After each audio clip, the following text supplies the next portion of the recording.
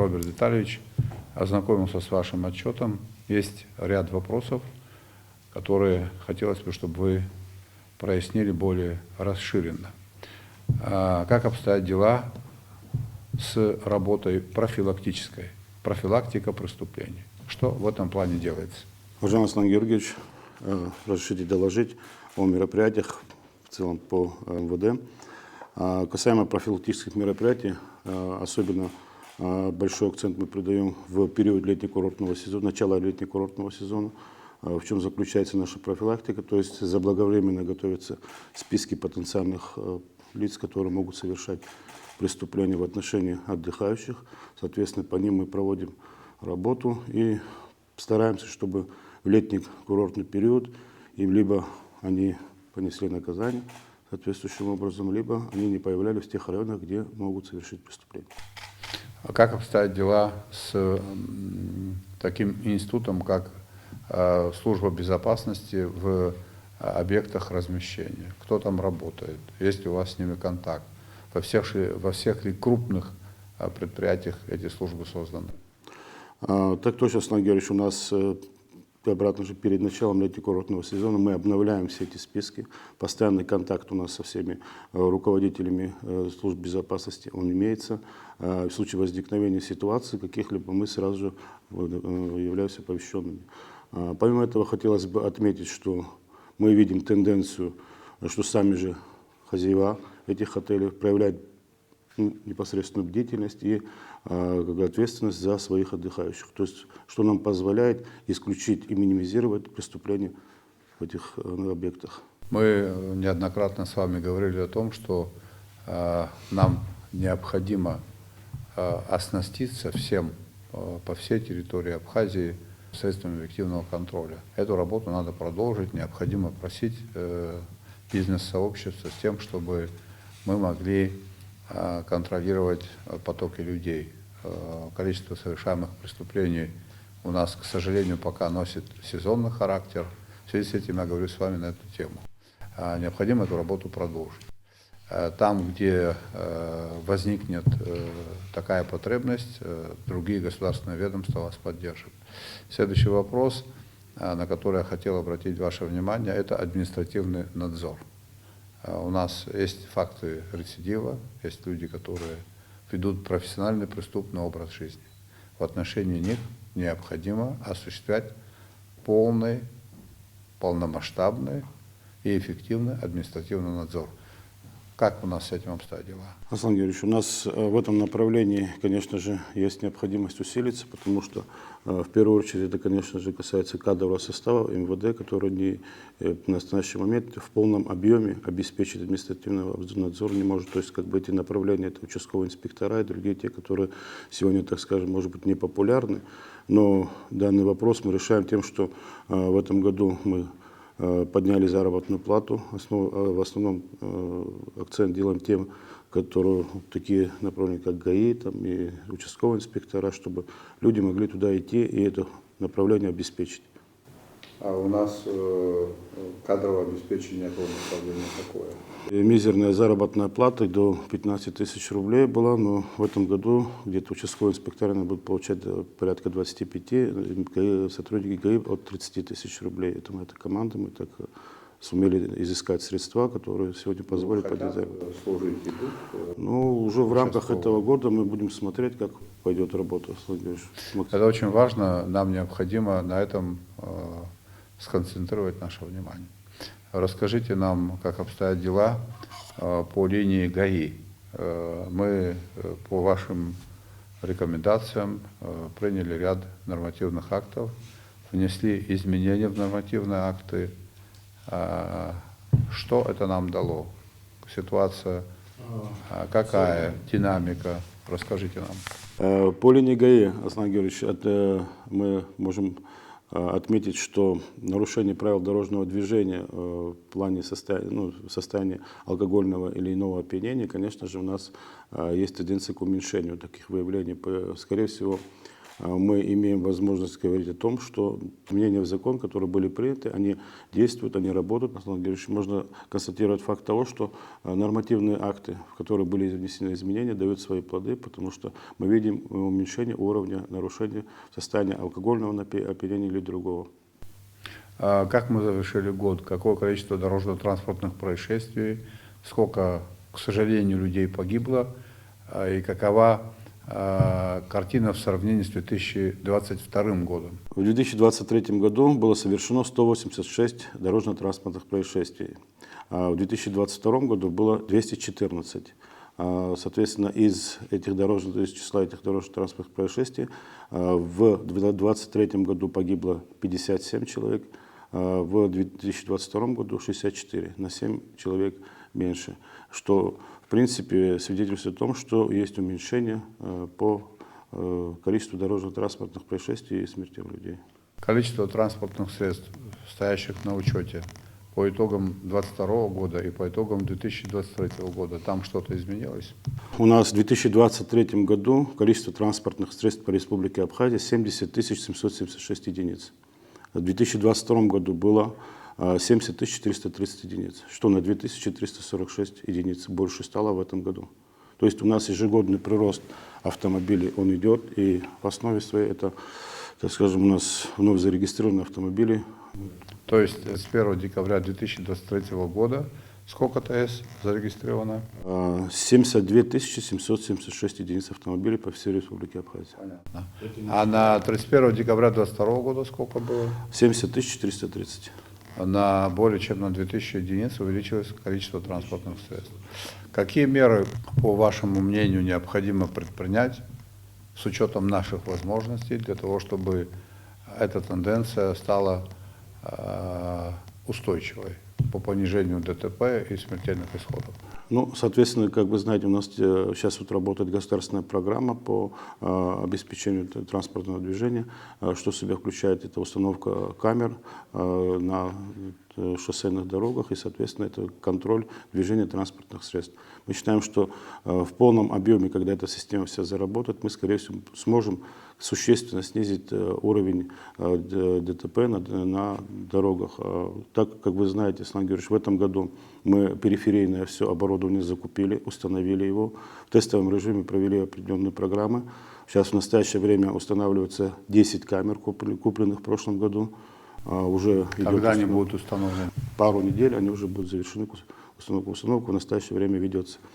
В рамках этой программы до 2025 года предусмотрена установка 50 камер на трассах, что нам позволит, в принципе, контролировать нарушение дорожного движения на шоссейной дороге. Как обстоят дела у нас с транспортным обеспечением ведомства? В настоящее время транспортное обеспечение ведомства, почти можно сказать, на все 100% обеспечено. Есть резервные тоже определенные. 160 единиц автомобилей у нас куплено за последние годы вот, в рамках софинансирования и оказания помощи со стороны МВД Российской Федерации. В этом году мы закупили 7 единиц автомобилей. В этом году уже в 2024-м? Понятно. Поделитесь информацией по количеству разбоев, краж, по тяжким преступлениям. Какая картина по сравнению с 2022 годом? По сравнению с 2022 годом, в среднем по Республике Абхазия в 2022 году было совершено 795 преступлений общеуголовного характера. В прошлом году, то есть в отчетном периоде, 665. Что у нас говорит о том, что у нас, в принципе, на 130 единиц преступлений меньше общеуголовного характера в том числе. И как бы в этом направлении у нас ведется постоянная профилактическая, в первую очередь, работа, которая позволяет, Аслан Георгиевич, нам минимизировать сегодня совершение этих преступлений. В основе своей совершаются преступления бытового характера в случае возникших определенных ссор и все остальное. Касаемо таких преступлений, как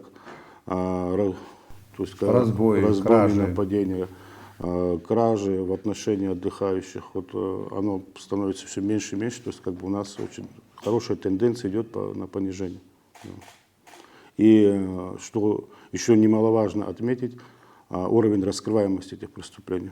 У нас практически 90 и в некоторых случаях по районам и более процентов. Какое количество убийств было совершено в прошлом году и сколько преступлений раскрыто? Убийств у нас было совершено 17, за аналогичный период, то есть 22 года было 18. Да. Ну, в принципе, ну, 2 нераскрытых убийства, все остальные раскрыты, 15 раскрыты. Дефицит кадров по ведомству какой? Имеется дефицит кадров более 300 единиц личного состава. В основном, Аслан Георгиевич, это у нас направление ГАИ, это участковые инспектора. Ну, такого рода вот основные, так скажем, у нас нехватка кадров именно в этом направлении. Основная в ГАИ. Какая сумма штрафов начислена за нарушение правил дорожного движения и сколько взыскано? За 2022 год из штрафов за нарушение правил дорожного движения было взыскано 61 миллион 332 тысячи рублей. А за аналогичный период 2022 года получается 71 миллион 389 тысяч. У нас минус 10 миллионов 57 тысяч. Это связано с тем, что, Аслан Георгиевич, некоторое время у нас не было, ну, то есть камеры наши в виде фиксации не работали. Там были технические причины, которые, в принципе, в настоящее время устранены. И как бы отсутствовал личный состав, который занимался взиманием штрафов. Средняя заработная плата в Министерстве внутренних дел какая сейчас? В настоящее время средняя заработная плата вместе с введенными мной пайковым удовольствием где-то порядка 25 тысяч рублей. Средняя заработная плата. 25 тысяч рублей средняя заработная плата. В 2022 году средняя была где-то около 14 тысяч рублей. 14 тысяч была в 2022 году? 14-15 тысяч рублей. А и в 23-м стало 25 тысяч? Нам удалось, Аслан Георгиевич, в рамках софинансирования там оттуда как бы изыскать возможность добавить заработную плату и, соответственно, ввести пайковое удовольствие, которое составляет тоже определенную сумму в совокупности от 8 до 10 тысяч рублей. Сегодня повышение заработной платы сотрудников. Школа милиции функционирует? Так точно. Сколько курсантов обучается в школе? В настоящее время порядка около 30 человек. Но, скажу так, мы в этом году с университетом, Абхазским государственным университетом подписали соглашение, то есть отработали учебный план, и, соответственно, с нынешнего года школа милиции является высшей школой милиции, где каждый наш молодой человек, гражданин, имеет возможность получить высшее юридическое образование, 5-летнее обучение, и как бы в таком формате. Понятно. По незаконному обороту наркотиков, Аслан Георгиевич, у нас проведена существенная работа, и мы видим увеличение в объемах, так скажем, задержанных. В 2022 году у нас был только метадон задержан, то есть 1 килограмм 246 грамм. В этом году мы вышли на показатель 2,5 килограмма. Это благодаря тому, что сегодня конкретно занимаются организаторами этих завозов. Вот буквально даже уже в рамках наступившего года у нас задержаны большие партии наркотиков, плюс, соответственно, мы работаем по каналам,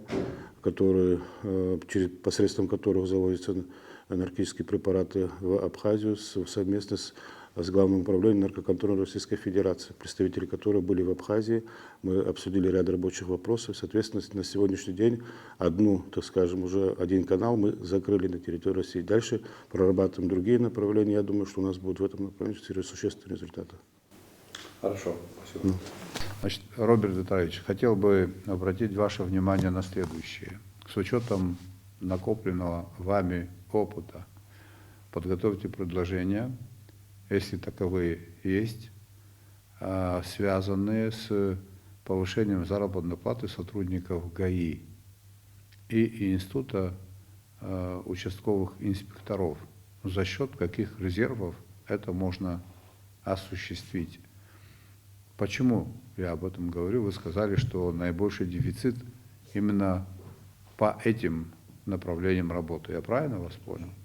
Поэтому посмотрите систему мер поощрения, посмотрите, возможно ли каким-то образом привязать заработную плату к тем штрафам, которые они начисляют. Еще раз внимательно все это дело взвесьте и подготовьте предложение. Еще раз проанализируйте существующую правоприменительную практику. Обратите внимание на те статьи, которые не работают, статьи Уголовного кодекса, которые не работают. Мы с вами обсуждали один вопрос. по которому перспектив, скорее всего, не будет, потому что таким образом сформулирована статья Уголовного кодекса. Поэтому обратите на это внимание, подготовьте предложения. Необходимо облегчить работу правоохранительных органов, в частности, Министерства внутренних дел. Наши граждане хотят жить в безопасной стране и чувствовать себя комфортно, именно в безопасной стране. Того же хотят гости, которые к нам приезжают. В этом году, по мнению специалистов, количество гостей будет больше, чем в прошлом году. В этом году количество гостей возрастет в Восточной Абхазии, потому что там созданы уже условия для приема еще большего количества гостей, поэтому в Абхазии все должны себя чувствовать очень комфортно. Это задача, которую мы с вами должны выполнить. Подготовьте предложения, мы их изучим, и, исходя из наших возможностей, будем думать, как можно будет их реализовать. В целом, работу ведомства оцениваю удовлетворительно. Еще раз хочу ваше внимание обратить на те нормы права, на те изменения, которые вами были подготовлены и не приняты в парламенте. Необходимо работу с профильным комитетом продолжить, убедить коллег в необходимости принятия данных законопроектов или внесения изменений в эти законы, для того, чтобы правоохранительные органы работали эффективно. Спасибо.